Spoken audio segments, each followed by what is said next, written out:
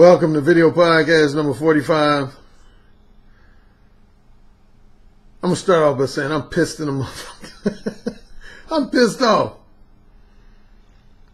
This is only the second time this happened, but if you were to go back and way in my early video podcast, I think like my third or fourth video podcast I ever did, I did a podcast using the wrong microphone. And the sound was all fucked up. But I still uploaded it.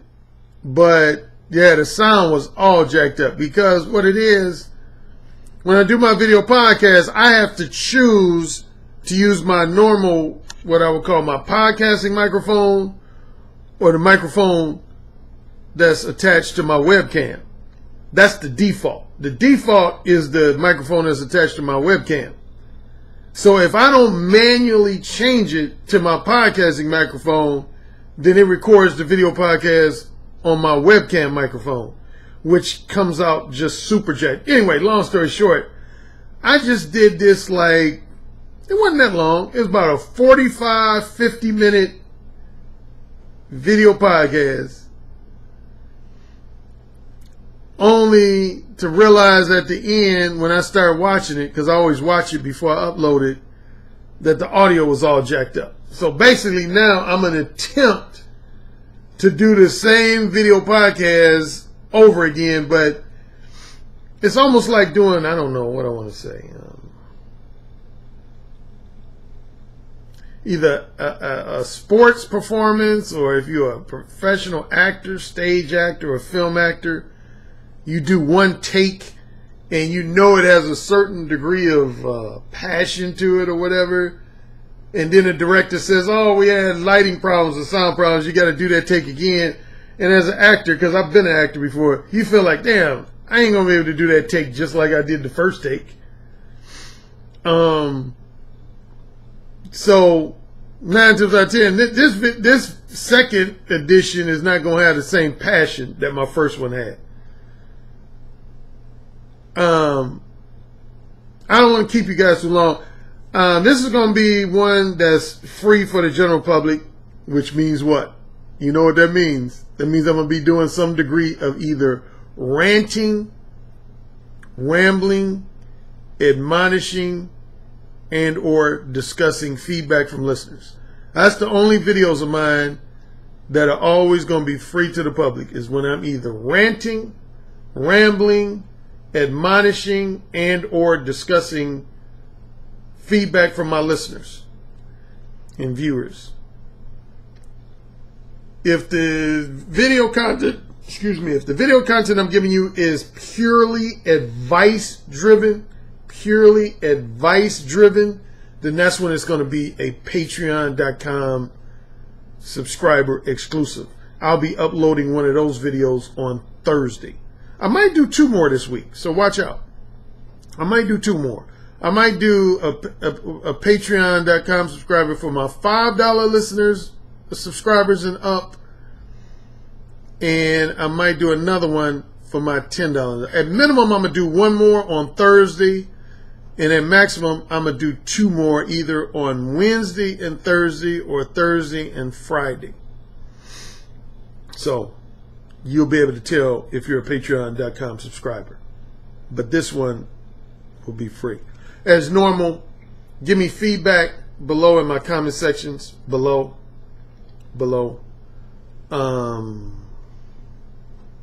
All my relevant and important links are in the description section below. I'm also post my last 2 articles that I published on the Negro Manosphere, because a lot of this content is going to be related to my last 2 articles. Technically, my last or next to last Patreon subscriber video was related to my next to last Negro Manosphere about slut shaming.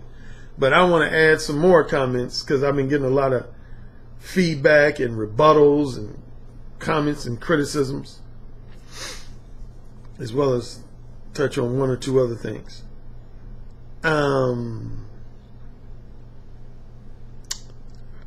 Oh, speaking of feedback, I had quite a few guys that wrote me, and they said, Alan, they said something to the effect that, Alan, your last 2 videos really made me relate to you better. Like, I had one guy write me privately. He actually pretty much said, Alan, I didn't really like you, man, before your last 2 videos. Because what I'm getting the impression, and I mentioned this I was on somebody else's podcast the other day. Some people think because both of my parents were middle class, college educated, intelligent type people who came from middle class families themselves. So it makes a lot of people think I've lived this charmed life without any problems, without any episodes of adversity, without any challenges, without any obstacles. Like what I would call a Theo Huxtable from the Cosby Show type life. And what at least a handful of guys wrote me in the last few days and said is that they realized from watching my last 2 videos that wasn't the case. Because I was very transparent about the fact that I almost lost my life. I could have lost my life in a fire. I was once living in Los Angeles. I was a financially struggling screenwriter for at least 2/3 of the time I lived out there. I was homeless once for at least 36 hours. Like, my right eye, man. Most of you probably don't even appreciate the fact that you got both eyes. I hope you do. Because some people are born blind.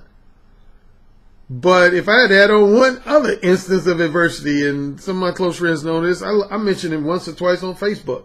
I almost lost my right eyeball last fall, about just under a year ago. Imagine, think of something with a sharp edge, like a kitchen counter, or in my case, a bookshelf. I got a bookshelf in my home office, and I got a sharp counter. Imagine you hitting your eyeball full force on something with a sharp edge. I want you to think about that for a second. That's what happened to Alan Roger Currie. I hate to be religious, but I'm going to be, I call myself spiritual more so than religious. But I got to give God the glory and the thanks, man. He spared me. Like the emergency room doctor, nurse, they all said, you got lucky. Right now, your eyeball should be gone. My ophthalmologist, when he knew about the situation, he was basically like, your eyeball should be gone. You should only have your left eye left. He said somebody in the heavens was smiling on you. Yeah. So that's one more episode of adversity I'll throw in there. Yeah, man. I look at my right ball every day and like kind of whisper to myself, thank you. Thank you, God. I still got both eyes. Now, my eyeball will never be 100% what it was. I have what's called floaters. Like it's hard to explain, but I see it's like these little small dark gray dots from time to time I'll see. And the ophthalmologist pretty much said that's going to last the rest of my life. So that's the negative thing about my accident. My right eyeball will never be 100% back to the way it was. Not that it's bad now, but the best way I would put it would be, I wear contact lenses. If you wear a contact lens, imagine you got 2 clear contact lenses, and then because of an accident, now you got your left contact lens is totally clear, but your right contact lens has these like 3 or 4 little spots on them that you just can't get rid of. And you got to wear that right contact with the spots on it for the rest of your life. That's my situation right now. So anyway, I appreciate the people who wrote me, particularly the guy who said, Alan, man, he said, I'm thankful that you were so transparent. He said, it really touched me when you talked about that you watched both your parents die and that you had all your career related and financial struggles when you lived in Los Angeles. He said, it makes me look at you as more of a real dude. I look at you like, I always thought I was a real dude. That's what cracked me up. I've always felt like I was a real dude. But he was like, yeah, it makes me look at you more like a real dude. He said, I kind of looked at you, honestly, as kind of this arrogant, egotistical, boastful, semi-asshole type dude. And I can be an arrogant, egotistical, boastful, semi-asshole type dude a lot of times. So that hasn't been eliminated. But anyway. Okay. First thing I want to talk about. Again, hopefully this will be less than an hour. I don't like my first run when I did it, it was only 45 to 50 minutes. So this shouldn't be much longer than that. I was on somebody else's comment section, as I tend to do a lot of times. If I suspect that either one or two things, my name is being mentioned, my name and or my books are going to be mentioned on somebody's podcast, I'll listen to the podcast and I'll pay attention to the comment section. Or even if my name and or my books are not mentioned, if I just see the term dating coach, there's an 80 to 90% chance it's going to pique my curiosity. I'm going to listen to the video and watch the... And there's his brother. I'm not going to say his name. But I want to say the title was What Dating Coaches Don't Tell You, or Dating Coaches Don't Tell You the Truth. Something like that. It was one of them two or something similar to one of those two. And I can't remember all of what he said, but he tried to paint all dating coaches. Okay, if you're familiar with the manosphere, and I've talked about these terms before. In the manosphere, there's basically three terms that a lot of people use these days. Blue pill, red pill, and purple pill. Blue pill, red pill, and purple pill. Matter of fact, Rollo Tomasi, who I will get to meet in a couple of weeks in Orlando, Florida. Man, Florida got hit hard, didn't he? Damn. I feel bad for all the people who had suffered severe damage. That Hurricane Irma wasn't no joke. It even affected people in Georgia and South Carolina.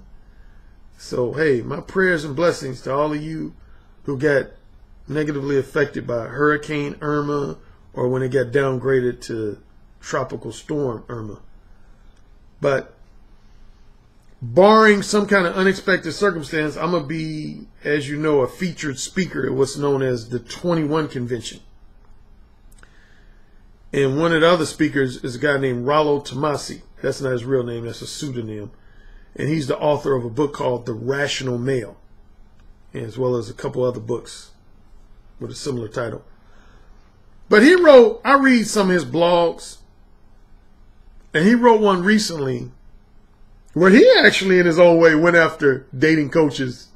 But he said something important that I'm going to get to in a second. He said something important in this blog post related to being blue pill, red pill, purple pill. To refresh your memory, if you're not familiar with those terms, if you don't really keep up with what's known as the manosphere, you probably wouldn't be familiar with those terms. But here's what the distinction between those three. A man who has blue pill thinking is a man who buys into all of the old school traditions of dating rituals and all of the warm and fuzzy, feel good beliefs and attitudes related to dating, relationships, and romance. For example, I believe every man on earth has one woman who's their designated soulmate, and it's his job to find his soulmate. And when he does, he will experience eternal bliss and live happily ever after. Okay, that's bullshit. But that's blue pill. That would be representative of somebody who maintains blue pill thinking. They're all about stuff like true love, living happily ever after, there's a soulmate for everybody, that type of stuff. Red pill is somebody who realizes that beginning with no later than the 1960s and 1970s, that dating rituals between men and women have drastically changed. And casual sex is more prevalent. People aren't as high on both marriage and long-term monogamy as they once were. Women are very sexually duplicitous, as well as they're more promiscuous and polyamorous. And so they treat the dating scene today in 2017 for what it is. They don't try to impose the traditions, beliefs, and attitudes and dating rituals from the 1920s and 1930s on to the early part of the 21st century. A red pill person is like, you know, the past is the past, today is today, let's deal with how dating relationships is today. That's a red pill person. And then kind of right in the middle is what's known as a purple pill. A purple pill person is someone who is what's known as red pill aware, meaning that they're aware of the realities and challenges of the dating scene today, but they choose to still espouse old school dating rituals, old school dating and relationship related beliefs and attitudes, old school related dating rituals between men and women, a high emphasis on true love, long-term monogamy, marriage, etc. That would be a purple pill. You know what's up, but you're not really letting people know what's up, particularly if you're like, say, a dating coach or relationship expert. First, I'll address what this person said in the comment, what this other podcaster said, and then I'll address what Rollo Tomasi said. Again, I don't remember the guy's exact verbiage, but it seemed like he was trying to say that he was generalizing. And, you know, anytime you I tell you guys all the time, anytime you make sweeping generalizations, there's probably a 99% chance your shit's going to be invalid. That's why now I'm guilty of generalization sometimes myself. I've acknowledged that guilt before, but I'm telling you, man, anytime you use sweeping generalizations, there's a 99% chance a lot of the shit you say is going to be untrue and or invalid, period.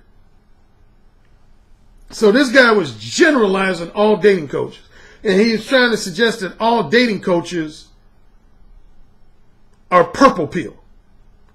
He didn't say that verbatim, so I don't want to put words in his mouth, but from the way I listened to it, that's essentially what his message boiled down to. That dating coaches can't be trusted because they're all purple pill. Most of them are red pill aware, but they're still espousing blue pill knowledge, wisdom, and advice. And anybody who's been following me for the longest, I've been a dating coach since 2007, I dare anybody to say that I espouse anything that's representative of purple pill. I dare you. If you can prove it with evidence, post it in my comment section. I dare you to. Here's my 2 testaments that I'm anything but purple pill. I can point to 2 of my books. Possibility of Sex, really all my books. No, I ain't gonna limit it to 2. I say all of my books, to one degree or another, are red pill, have red pill undertones. All of my books do. Mo 1 has red pill undertones. Ooh Say It Again it ain't about true love and shit. Ooh Say It Again has red pill undertones. Possibility of Sex definitely has red pill undertones. And the Beta Male Revolution definitely has red pill undertones.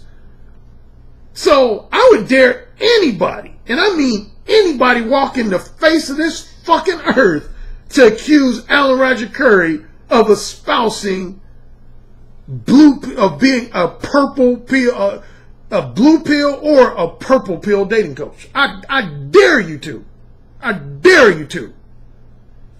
I triple, quadruple dare you to.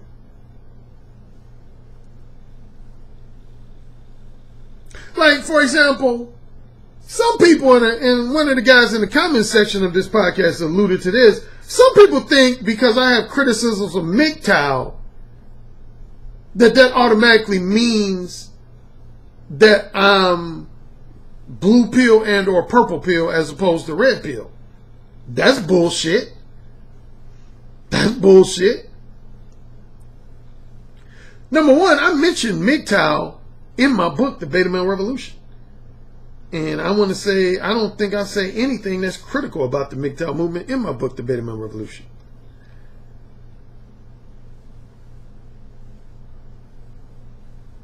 Here's my thing, and this is what I told this commenter who made a comment directed at me. He basically said, Alan,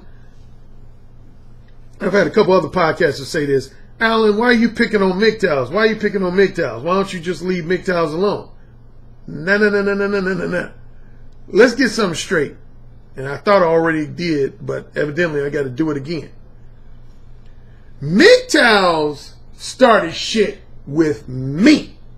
It was not the other way around. Trust me on that.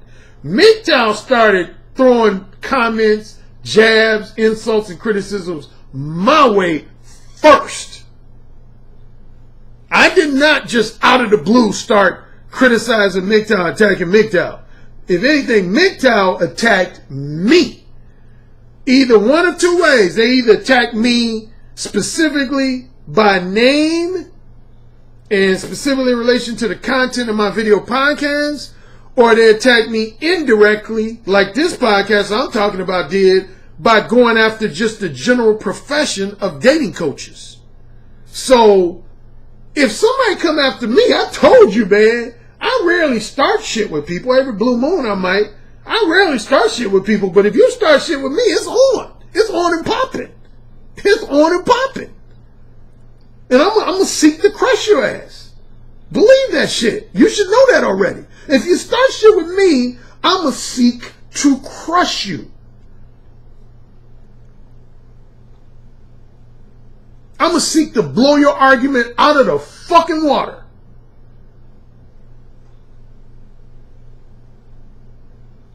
So let me get that straight. Alan Roger Currie, and that's what I told this comment, I ain't never picked on MGTOW types. See, here's the deal, and I said this in a previous video podcast. Here's where I think things got started with the MGTOW, and I was just mentioning my books.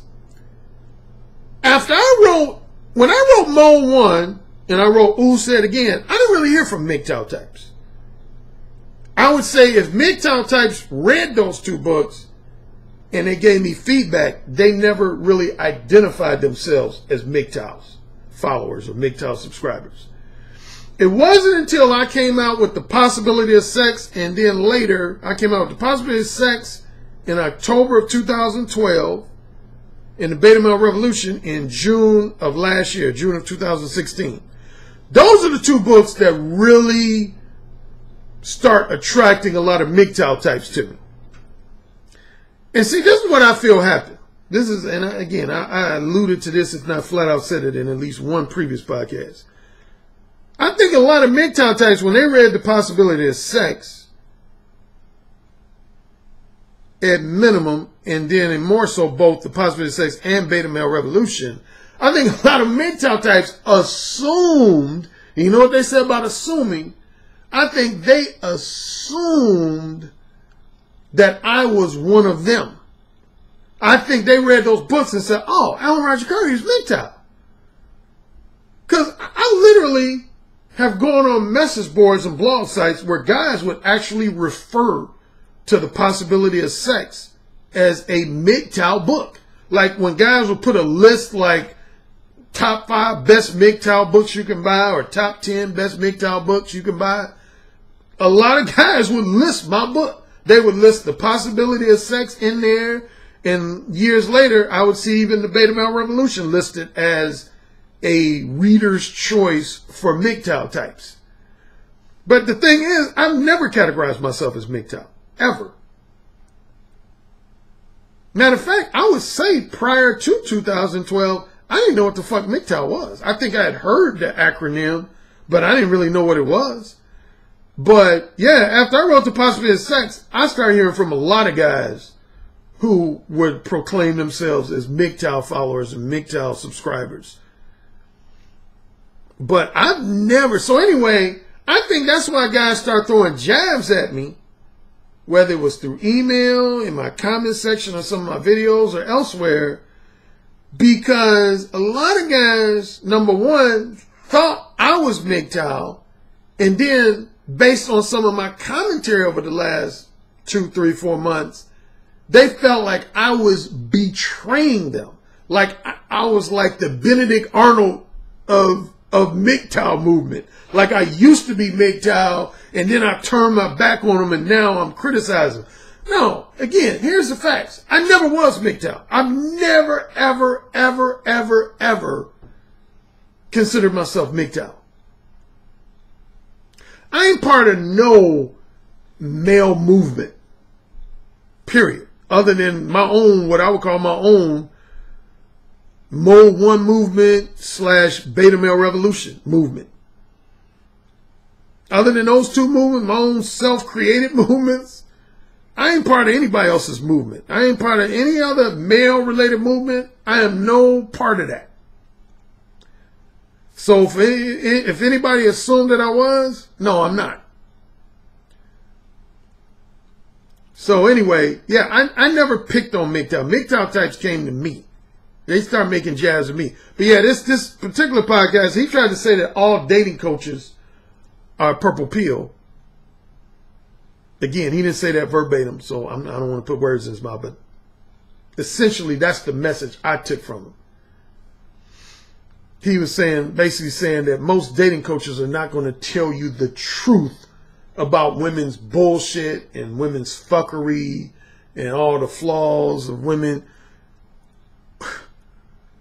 Again, I triple dare anybody to say that I don't. Name something I hold back on with women. Name something. Name one thing that can be objectively considered foul behavior on behalf of women that I tend to hold back on. Name one thing. Name one thing.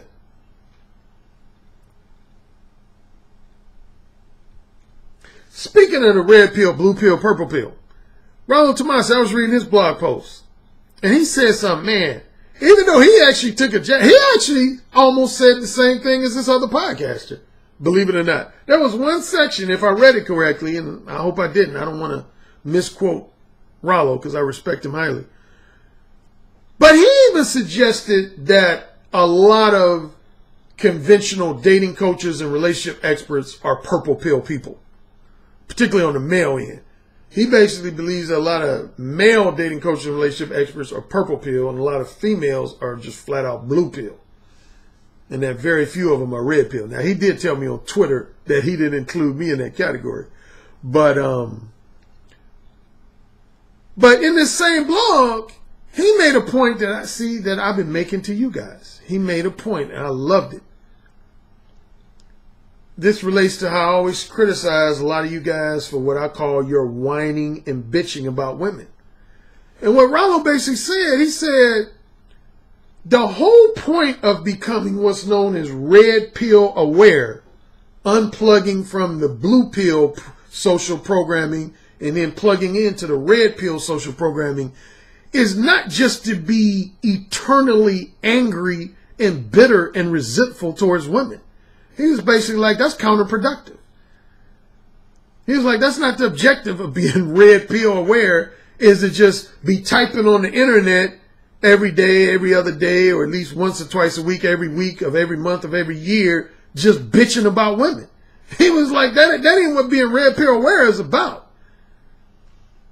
Red pill aware is simply what it says, is for you to become aware of the fact that a lot of women's behavior is not what you thought it was going to be, or not what your mommy or stepmommy or grandmommy told you it was, or it's not what you saw in the 1920s movie, a 1940s movie, 1950s movie.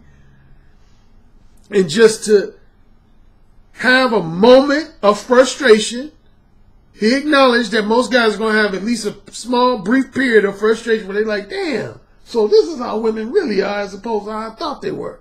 But he said once you get over that brief period of frustration, You then transition into awareness and you accept the fact that, okay, this is how women are. And this is what I, as a man, am going to do to proceed from this point. And see, that's what I've been saying. So I'm glad to have Rollo essentially say the same thing that I've been saying. Remember when I did that one video podcast where I was talking about guys whining bitching, and I said, let's say for argument's sake, all of your harsh criticisms and insults of women's behavior, let's say that they're true. Let's say all of your top 5 criticisms of women are true and valid. My question is, what are you going to fucking do about it other than bitch about it?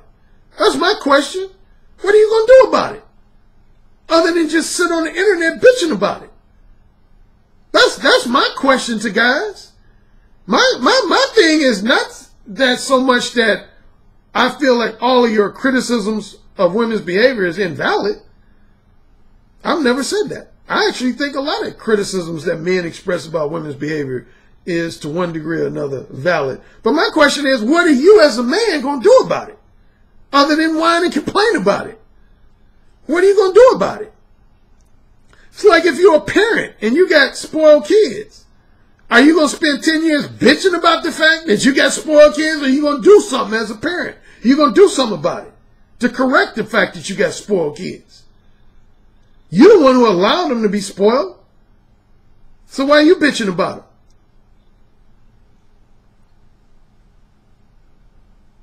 Which takes me to my last 2 articles on the Negro Manosphere.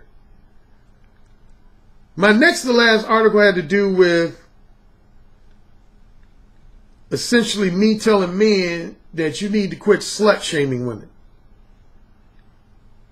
And my most recent article had to do with men being thirsty. And those 2 are kind of, if not directly, indirectly related. I was on a Google Hangout. Oh, before I get to this Google Hangout, you know someone vandalized my Wikipedia page? Since I've had a Wikipedia page, it's like the 3rd time. So I don't know if a lot of you know how Wikipedia works, but Wikipedia, most people's Wikipedia articles or pages are not just written by one person. They all have their initial author or contributor. But then once a person's Wikipedia page is up, generally anybody can contribute to it, with the exception of real high-level celebrities and people in the public eye.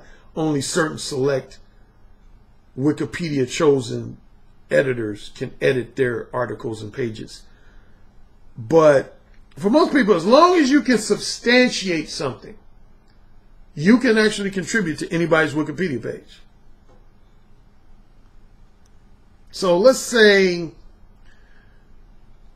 a major newspaper did an interview with me, and I mentioned that I stopped eating chicken wings and became a raw vegan. And you saw that wasn't in my Wikipedia page. You can create a user account on Wikipedia and then add that into my Wikipedia page, as long as you can back it up with like something like a television interview, a national radio interview, a major newspaper interview, a magazine interview. Yeah, you can add that to the page, and you can become a contributor to my page by saying Alan Roger Currie, when he was interviewed on NBC's Today Show, mentioned that he stopped eating chicken wings and is a raw vegan. And they'll let that stay in because it's substantiated. But if you try to add something to somebody's Wikipedia page or article and it's unsubstantiated, or you substantiated with what's called a not really recognizable source, like, for example, say a YouTube podcast, they don't usually consider that a reliable source. That's considered vandalism. Anyway, I was on somebody else's podcast, and the main topic was religion. And I mentioned that I was in this cult-like church in Los Angeles. I think mentioned the name of it. But it wasn't the Church of Scientology. I can assure you that. It wasn't the well-known controversial Church of Scientology. But somebody went on my Wikipedia page and said Alan Roger Currie is a former member of the L. Ron Hubbard's Church of Scientology. Where the fuck you get that from? I never said such a thing. Anyway, some Wikipedia, one of their top-notch editors, quickly saw it and edited and deleted it. That shit pissed me off, man. This man gonna try to add on that I was a member of the Church of Scientology. I ain't never. Now, I have visited their facility before, but I've never been a member of the Church of Scientology. But I was a member of another church that's also pretty well known and controversial.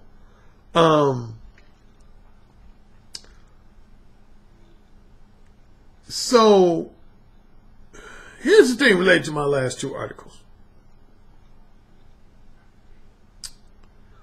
Oh, I was going to say that I mentioned in this same podcast about religion, and this relates to my book. If you have my book, hopefully you do. If you have my book, The Possibility of Sex, wait a minute.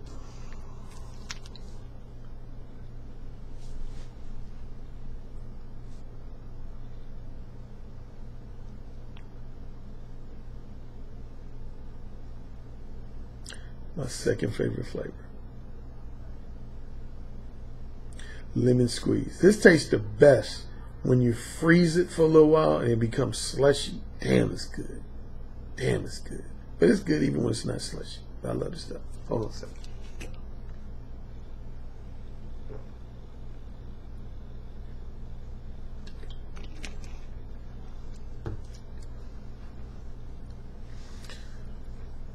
Yeah, I mentioned on this podcast, see, okay, related to my slut-shaming article. Somebody wrote, I think just today, and I had a few people in the comment section of that article. And again, I'll post both articles below. Somebody said, Alan, what's wrong with maintaining a double standard between men's promiscuity and women's promiscuity? It's easy for women to be promiscuous. Women get sex thrown at them all the time. Men don't get sex thrown at them all the time. So, of course, women deserve more criticism because it's easier for them to be promiscuous.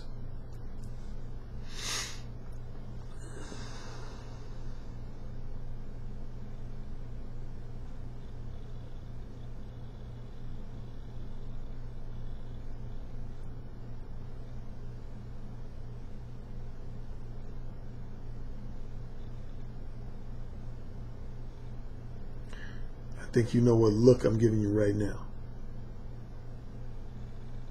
When people say stupid shit, I gotta just give you a look. Okay, so let's analyze this statement. This guy who wrote in my comment section suggested that women always. What did I say about sweeping generalizations? Now it'd be different if he just pointed out a few women. I wouldn't have any argument. But he pretty much said all women have an easier time getting sex than all men. That's bullshit. I dare anybody to say that there's some 350-pound fat bitch with 5 teeth in her mouth somewhere that has an easier time getting dick than I have getting pussy. I dare you to say that. I dare you to say that. I dare you to say that there's some 60-year-old woman with dentures and gray whiskers on her chin that has an easier time getting dick than I do getting pussy. I dare you to say that. I dare you to say a woman with a reasonably good-looking face and a reasonably good-looking body, but she got 9 kids by 5 different men, has an easier time getting dick than I do getting pussy. I dare you to say that.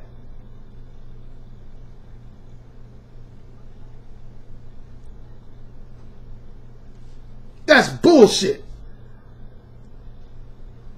Now, if you're talking about women that are, say, drop dead gorgeous and super sexy, particularly ones who've never been married and don't have no kids, if you were to say those women all pretty much all have an easy time getting dick when they want to, you ain't going to get too much of an argument from me.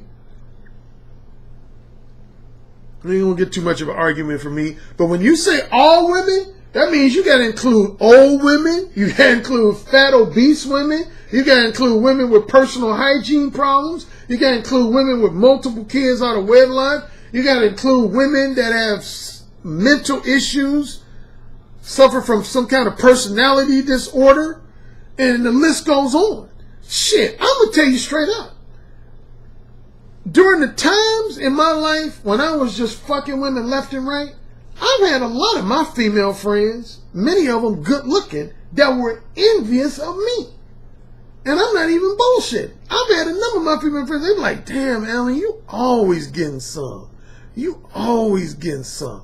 I wish I could get some like that. You always getting some. So to suggest that all women can get dick just like that, that's bullshit. That's bullshit. Now again, if you're talking about women who are the cream of the crop, then you ain't gonna get no argument from me. But when you make statements like all women can get sex easy, you telling me all women can get sex easier than Brad Pitt? Get the fuck out of here. You telling me all women can get sex easier than Odell Beckham Jr.? Get the fuck out of here. Get the fuck out of here.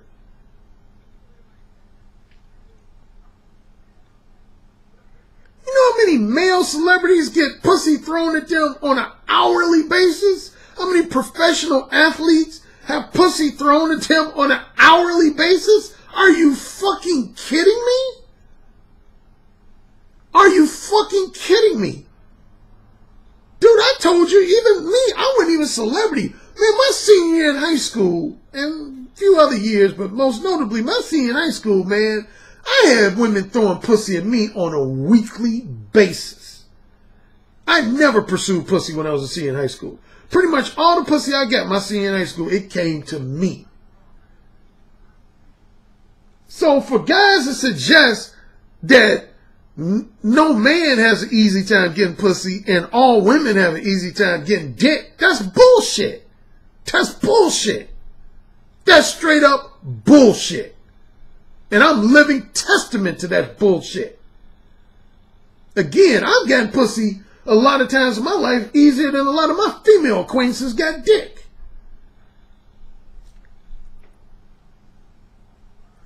Here's a story I tell in The Possibility of Sex. Pick up the book, preferably the audiobook. I know a lot of guys got both the ebook and the audiobook. Ideally, I would love you to have both.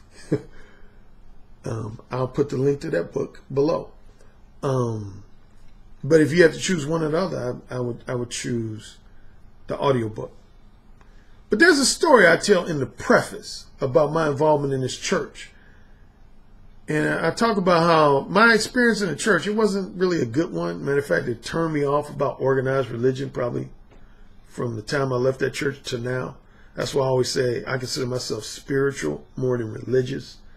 That experience in that church turned me off from organized religion, but that's another story for another day. But it was worth my while to be a part of that church because it taught me something about women and when they will become horny and when they will hold back on expressing their horniness. See, when I was in this church, and most churches are like this, some more than others, but this church I was a part of, they were all about premarital abstinence and celibacy. So you couldn't, at least not knowingly, you couldn't indulge in premarital sex. You were supposed to dedicate yourself to waiting until you were married to have sex. Okay, you got that? Now, honestly, I had sex with some women outside the church while I was in the church. But I can say to this day, that was one of the longest, if not the longest, times I ever was voluntarily celibate. I went a few months without getting any pussy when I first joined. So here's what I noticed, and I talk about this in detail in The Possibility of Sex. So if you don't have that book yet, I'm giving you kind of a free excerpt, and I mentioned it in this other person's podcast a few days ago. Guess what I noticed? when you put women in an environment where all the men are all about avoiding sex up until marriage, guess what happens?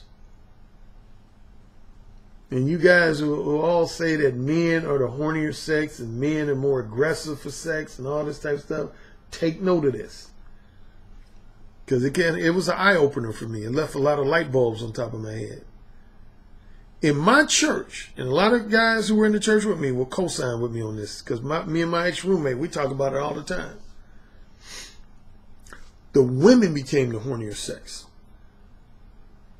Let me repeat that. The women became the hornier sex. Yep. Matter of fact, one instance I talk about in my book, I always got to touch my face when I do my podcast. You know, the women told me, who wrote me, said they like me without my hat. The guys, they could care less whether I got the hat on and don't have. But yeah, like 95% of women I heard from my last few videos, they said they actually prefer me without my hats on. Yeah, man. Oh, there was an instance. See, in the church, they divided all of the church membership. For social purposes, you were divided either into the marrieds or the singles. If you were either married or engaged to be married, you participated in some social activities that the married leaders sponsored. And if you were single, you participated in social activities that the singles leaders sponsored. And a lot of times, at least once a month, once every 2 months, no less than once every 3 months, the male single leaders would have these big gatherings of all the single men. And the female single leaders would have gatherings of all the single women. And I remember one time, the singles leader, male singles leader, he called this emergency meeting. And he basically gave a hint that he was going to do some admonishing. So me and my roommate, we naturally thought that we men, he said it had to do with the dates. We were all supposed to go on a date with a sister in the church every weekend. We were almost like obligated to go on these, like, even if we weren't really attracted to the women, we were supposed to go on a date with a different sister every weekend unless that sister became our long-term girlfriend. So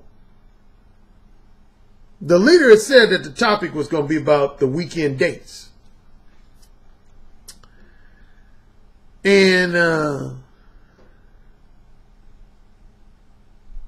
so we thought, me and my roommates, we thought some guys were going to get admonished for being like sexually aggressive with a woman on a date. But guess what? And I already alluded to it. What they called the emergency meeting was not to so much admonish men, and particularly not for sexual aggression, but to warn the men and tell us men to maintain our sexual self-control, because the leader was like, we've had a number of instances of women exhibiting very sexually aggressive behavior on the weekend dates. Some instances where it could be considered borderline date rape. Let that sink in for a second. Borderline date rape. Now, normally when you hear date rape, that's associated with male sexual behavior, not women. But on this church meeting, the instance, the single leader was talking about women who were so sexually aggressive that they were guilty of borderline date rape. Marinate on that.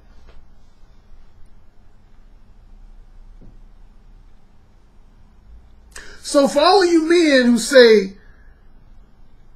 that all men are hornier than all women because we got more testosterone flowing through our blood, what do you have to say to that? What do you have to say to that?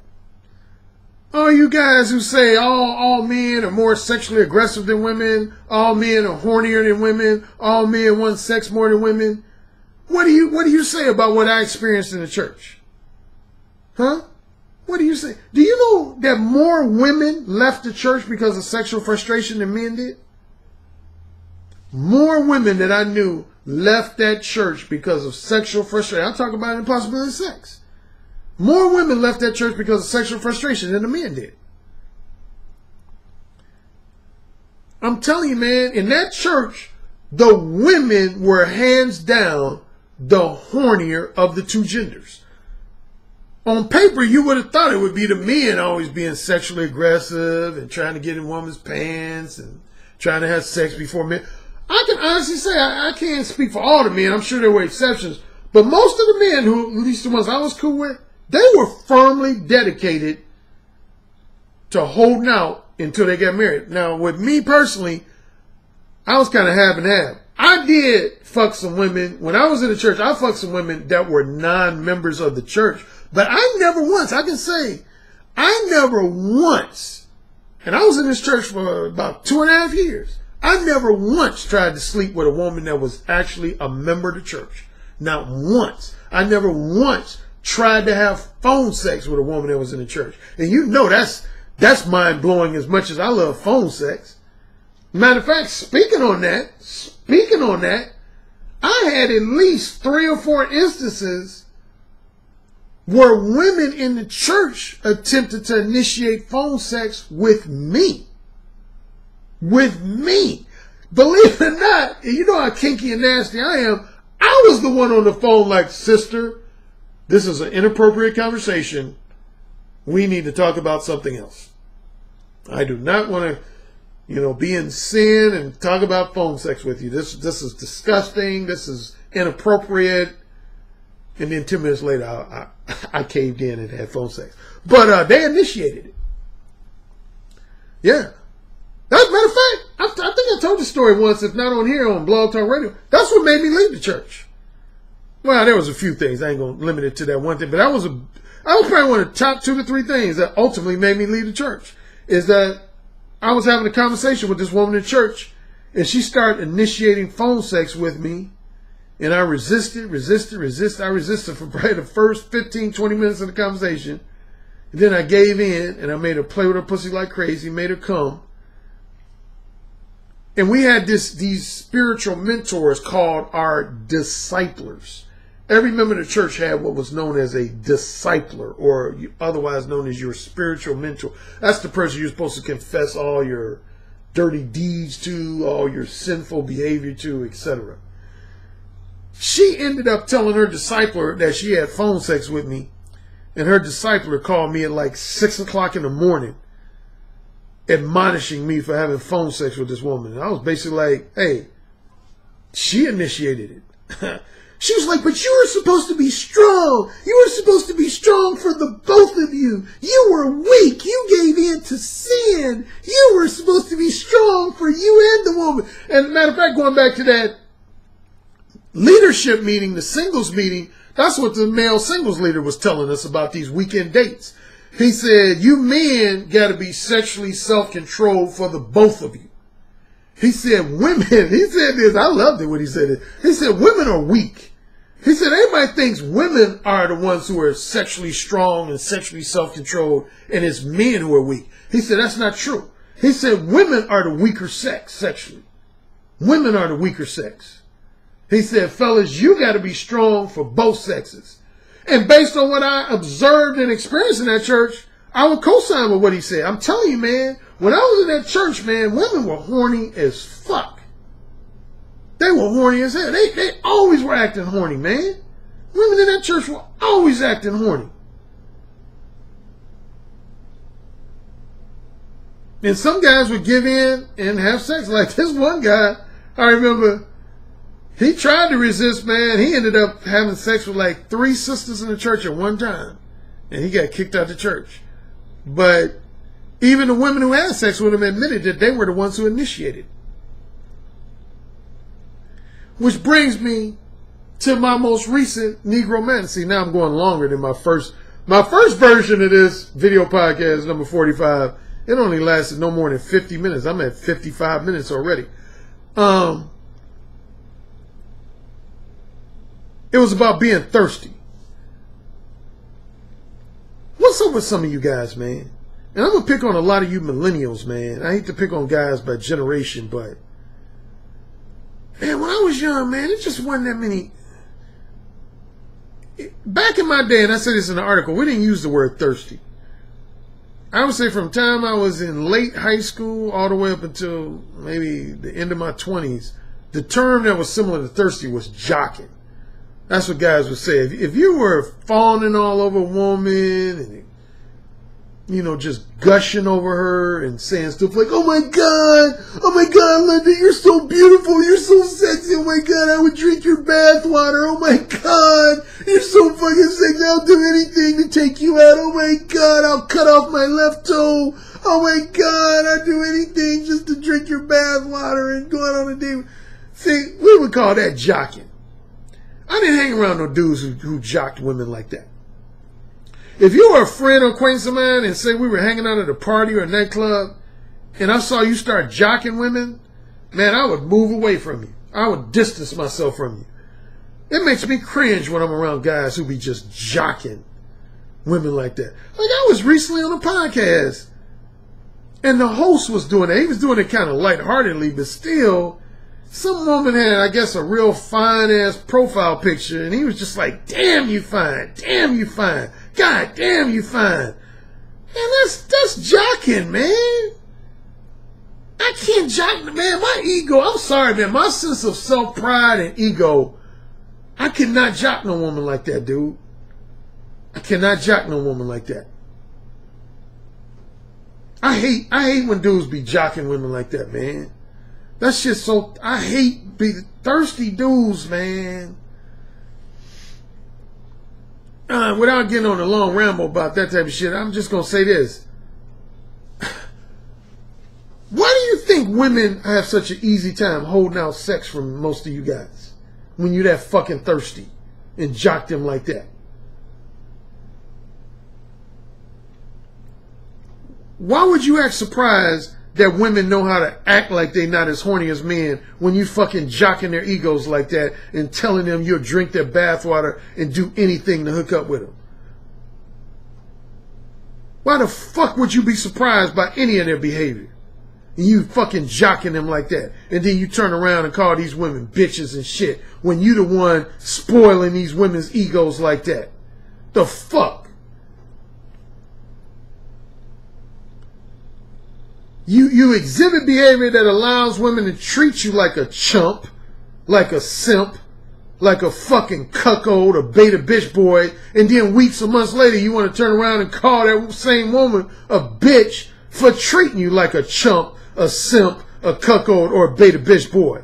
See, and this is why I don't like when men whine and complain about women, because my first question is, what behavior are you exhibiting towards women that contributes to their behavior towards you?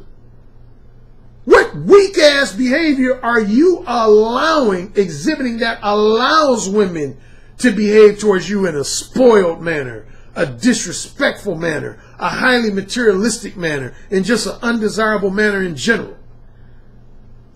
Like, speaking of materialistic, I know a lot of guys, they will drive around in $80,000 cars, they will wear an expensive Rolex watch, They will buy a house, a multi-million-dollar house on the beach, and then when they do nothing but attract gold diggers, they'll turn around and say, damn, why are all women gold diggers? Why the fuck you think you attracting gold diggers?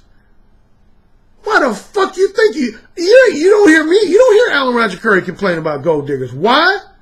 Because I don't offer women no materialistic shit. Shit, my reputation is just the opposite. Women know I'm a cheap, frugal motherfucker. Shit, if a woman get a $30 dinner out of me, boy, she better thank her lucky stars. I don't be just showering women with money and materialistic gifts and shit. And that's why you never hear me complaining about women in my life being gold diggers and shit. You motherfuckers wanna floss and all your materialistic items, but then you want to turn around and criticize women for being materialistic gold diggers. I'm saying, man, shut the fuck up with that bullshit. You guys telling women you want to drink their bath water and you'll do anything to hook up with them, and then you wonder why they just running game on you and treating you like a damn bitch.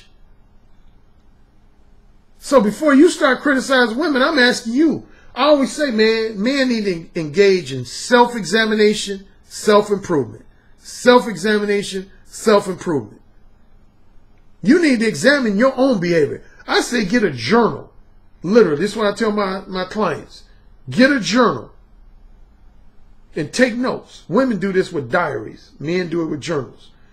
Get a journal and write down notes on a week, if not on a daily basis, on at least a weekly basis, of a lot of your social interactions with women.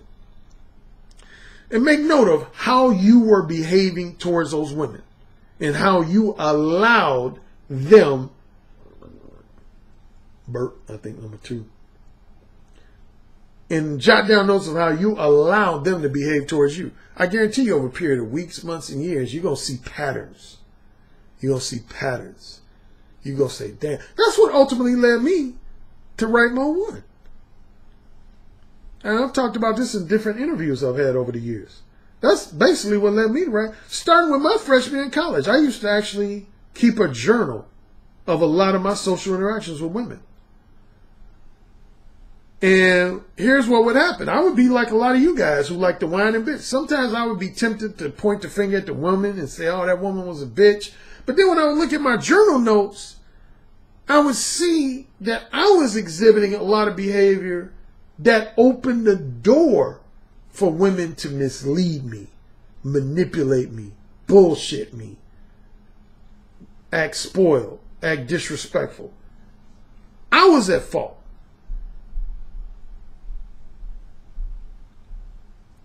See, like you women, I mean, you men, a lot of you men, going back to my slut-shaming article on the Negro Manosphere, a lot of you men call women whores. You want to slut-shame women. But let me give you this example to bring it home for you guys, how you guys contribute to this shit. You know, I always like to use either men and women on an island or men and women in a hotel room. So let's go with hotel room.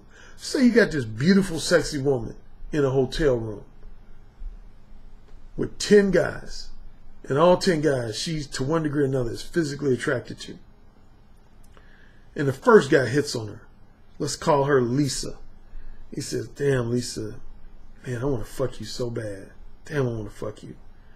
And she says, no, Fred, I'm a good girl. My mother told me not to have sex with men until I'm married. I'm a good girl. And the first guy, Fred, he's like, oh, come on, Lisa. Let me slide this dick all up in your pussy. Let me fuck you real good. And he's real confident, straightforward. Mode 1, let's say. He's persistent. And finally she says, oh, okay. Then he fucks her. No, I take that back. I don't want to disparage Mode 1 like that. So scratch that. Let's say he's not Mode 1. No, let's not say this guy was Mode 1. Let's say he was Mode 2 or Mode 3. In other words, let's say he gives this woman a misleading impression that he wants to be her next long-term boyfriend and her future husband. That would be the scenario. Let's say that guy, as well as the other 9 guys in the room, that's their tactic. They tell this woman that they want to be her next long-term boyfriend and her future husband. And all 10 of these men, over a period of weeks, days or weeks or months, they end up fucking this woman. But after they fuck her, they just end up dumping her. And the only reason she slept with him because they told her that they were willing to be her long-term boyfriend and even her future husband.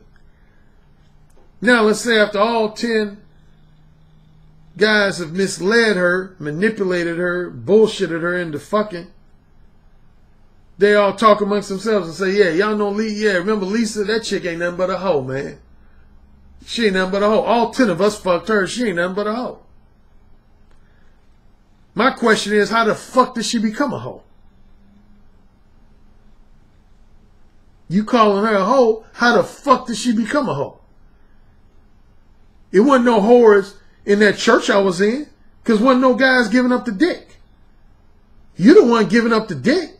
You the one lying to this woman, misleading her, making her think you wanted a long-term relationship, and then when she got the pussy 2 times, 5 times, 10 times, you just dumped her.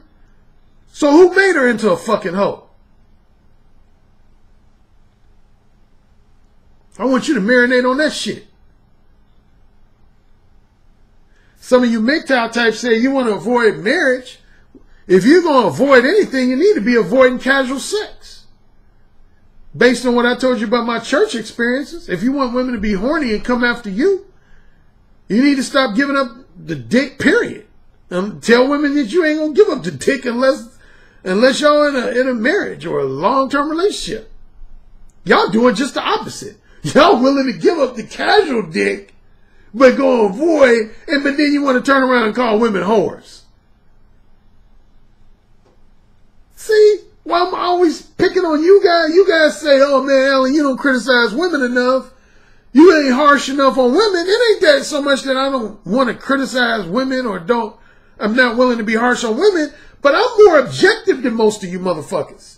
Most of you motherfuckers, when you really examine your behavior, you will clearly see you contribute either directly or indirectly. You contribute to a lot of women's fucked up behavior.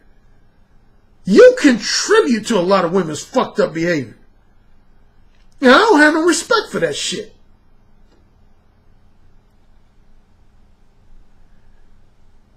You out here trying to fuck all these women, but you want to turn around after you fuck them and call them a hoe. I call bullshit on that. I call bullshit on that. And I will always call bullshit on that.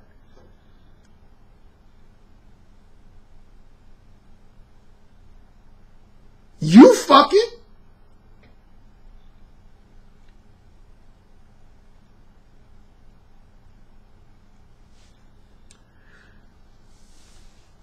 And see, I ain't gonna mention this dating coach name, but I remember this dating coach in London. He was passing judgment on women. The promiscuous women, call them slags and shit. He was in that naive space where he looked at all women as either good girls or sluts. If you one of them guys out there that thinks like that, good luck. Because you know what y'all gonna do? You know what y'all gonna do? And I told my Patreon subscribers in my exclusive for them, but I'm gonna tell y'all publicly. In today's society, a lot of y'all motherfuckers gonna get, man, y'all gonna get bamboozled. Y'all gonna marry a woman who you think is a good girl, only to find out 5 years in a marriage that chick was sucking my dick. That's what you gonna find out, that she was sucking Alan Roger Currie's dick. And you've been tasting my dick for 5 years in your mouth. That's what you gonna find out, motherfucker. Judgmental motherfucker. I know Tony Macy gonna say, there you go, Alan. There you go, rubbing your balls in motherfuckers' faces. They deserve it though, Maceo. They deserve it, man. All these judgmental motherfuckers out here. Yeah. That's what y'all end up with. Y'all end up with a wife who did a Academy Award winning performance of acting like a good girl, when behind closed doors she had a one night stand, a weekend fling with a motherfucker like me. Boom. Self-examination, fellas. Self-examination. Recap. I give at least 3 recaps. 1. As far as addressing the accusation, I'm probably going to make 4 now. Addressing the accusation that this one podcaster dished out that just about all dating coaches are purple pill dating coaches. I can't speak for other dating coaches and relationship experts. I can only speak for myself. I dare anybody to say I'm purple pill. And if you want to challenge me on that, I say write a rebuttal in my comment section and substantiate it with proof. Substantiate something I've said that would be representative of blue pill thinking. Again, to recap, blue pill is when you buy into one of 2 things. You either buy into a lot of old school, like I would say pre-1960s type beliefs, attitudes, and dating rituals. And secondly, you put a high emphasis on true love, long-term monogamy, marriage, and finding your soulmate. That would be what's known as blue pill thinking. Red pill thinking is when you recognize that beginning with the no later than the 1960s and 1970s, that a lot of the dynamics, relationship dynamics between men and women have changed. A lot of the rituals between men and women have changed. And in a nutshell, women are much more open-minded, free-spirited, and erotically uninhibited than they were, say, in the 1920s and 1930s. And that most women are sexually duplicitous, they're very hypergamous, materialistic, and so on. And you're willing to accept that and deal with that accordingly. That would be red pill thinking. And purple pill is when you're red pill aware. You're aware that women have changed, that women have transitioned over the last few decades, and relationships between men have transitioned over the last few decades, but you're still promoting old school type dating relationships, beliefs, attitudes, traditions, and rituals. That would make you purple pill. I am not purple pill. I'm hellified, not blue pill. And I would say I'm not purple pill either. All of my books have red pill undertones. I recognize that women have changed starting with no later than the mid-70s, if not slightly before. I recognize that through and through. And I let my clients know that. Women are fucking, man. Women ain't waiting till marriage to fuck. So anyway, that's recap point number one. Recap point number two. This is real simple as far as the whole me versus MGTOW beef or whatever, back and forth. As far as the accusation that I'm picking on MGTOWs, that's bullshit. MGTOW started shit with me first. Again, I firmly believe it's because once a lot of MGTOW types read my book, The Possibility of Sex and the Beta Male Revolution, a lot of them assumed that I was MGTOW, that I was a MGTOW follower or subscriber. But I've never categorized myself as MGTOW or any other movement. I've never done that. So MGTOWs came after me. If they didn't come after me individually, a lot of them have come after my profession, which is the profession of being a dating coach. And I'm going to fire back anytime somebody comes after me individually or if somebody attacks the whole general profession of dating coaches. I'm going to fire back. Recap point number three. As far as the notion that all women can get sex easier than all men can, that's bullshit. That is flat out, straight up bullshit. Now again, if you were to modify that statement and say, I don't know, I think all drop dead gorgeous women can get sex very easily, you ain't gonna get too much of an argument out of me from that. If you're talking about women who really got it going on, you know, beautiful face, beautiful body, yeah, no kids, never been married, yeah, those women can probably get dick pretty much anytime they want to. But when you say all women, man, then you got to start including fat, obese women, women who just got a real busted looking face, women who got hygiene problems, women who got a whole bunch of kids, women who live in a fucked up neighborhood, women who are just stupid, an airhead, or they got psychological, mental problems, and a wide assortment of other. Dude, I've turned down more pussy in my life than pussy I've gotten. You know how much pussy I've turned down? Shit. It kills me when guys have this notion that all men will fuck just anything. Shit, I've turned down a lot of pussy in my life. Trust me. Trust me on that. Alan Roger Currie has turned down a lot of pussy in my life. And similarly, on the argument that women always get dick easier than men get pussy, it depends on the man you're talking about and the moment you're talking about. I've already mentioned. I've gotten pussy. There's been different points in my life where I got pussy more frequently than some of my female friends were getting dick. If women perceive you as a man who got it going on, they're going to throw the pussy at you. Period. Trust me. Particularly if you're like a celebrity, like if you're a handsome celebrity, handsome professional athlete, or you might not even be a celebrity. If you're just a handsome, smooth-talking, charming, seductive motherfucker, man, you're going to get your share of pussy thrown at you, man.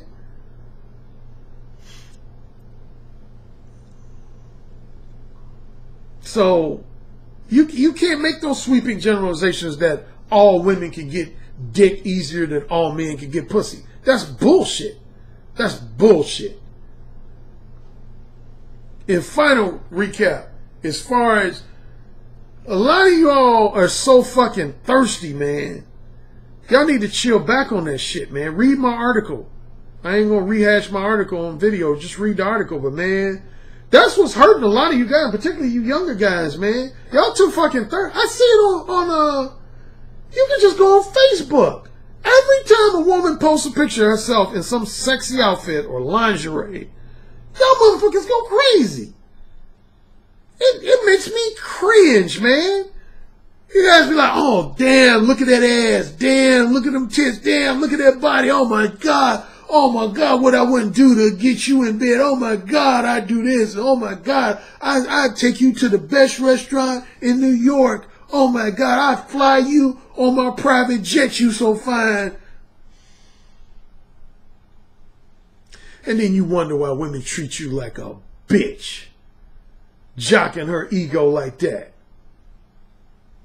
And you wonder why women treat you like a bitch. Which in turn makes you whine like a bitch. Hashtag, stop being so damn thirsty. Hashtag, stop being so damn thirsty. Self-examination, baby. Engage in self-examination. What behavior are you, a man, what behavior are you exhibiting towards women that contributes to their fuckery?